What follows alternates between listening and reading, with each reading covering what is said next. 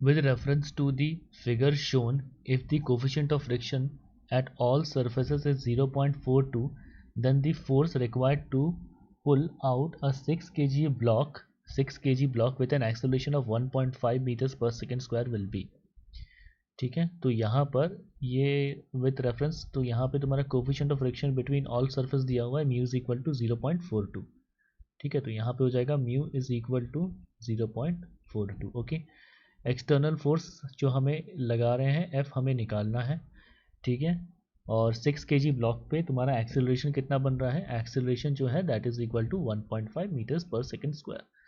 ठीक है, तो बेसिकली हम यहाँ पे एफ फ्रिक्शन फोर्स मतलब एफ एक्सटर्नल फोर्स लगा रहे हैं.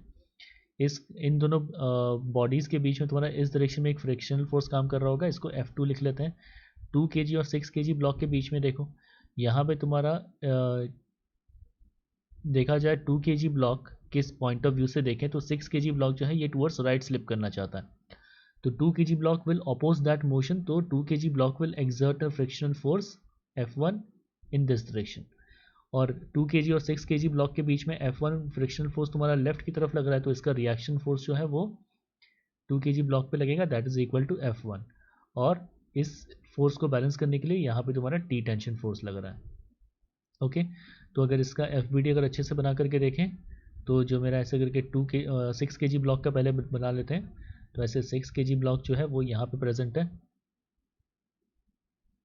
इस पे इस डायरेक्शन में एक्सटर्नल फोर्स F लग रहा है. यहाँ पे ये सरफेस है, ये सरफेस है, और देखा जाए सरफेस के पॉइंट ऑफ व्यू से तुम्हारा यहाँ पे इस डायरेक्शन में फ्रिक्शनल फोर्स लगा F2, और सरफेस पे तुम्हारा इसका रिएक्शन फोर्स लगा F2, जो कि यहाँ पे सरफेस चूँकि रेस्ट पे है तो इसको फर्दर कैलकुलेट नहीं भी करोगे तो भी कोई फर्क नहीं पड़ेगा. ओके, और ऐसे ही तुम्हारा जो ऊपर में 2 kg ब्लॉक है, ऊपर में जो तुम्हारा 2 kg ब्लॉक है, 2 kg ब्लॉक के पॉइंट ऑफ व्यू से देखें तो ये जो 6 kg ब्लॉक है इसका टेंडेंसी टुवर्ड्स राइट स्लिप करने का है.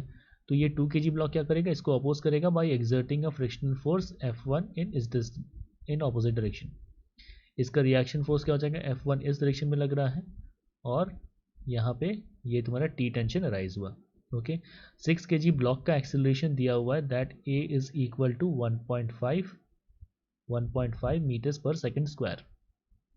ओके, तो 6 kg ब्लॉक के लिए अगर इक्वेशन लिखें तो क्या लिख सकते हैं, that F minus F1 minus F2 is equal to 6 into A.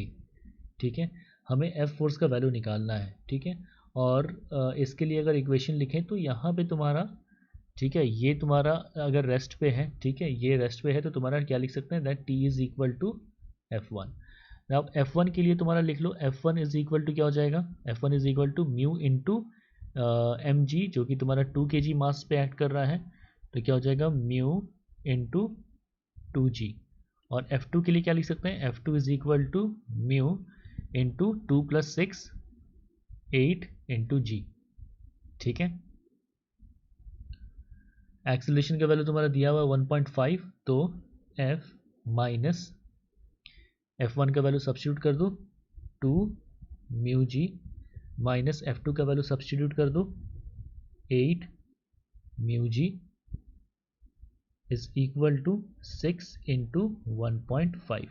ठीक है, तो यहाँ पर इसको कैलकुलेट करके देख सकते हैं, ये तुम्हारा आ गया F इज इक्वल टू, इसको RHS में ले गए तो क्या हो जाएगा 10 म्यू जी.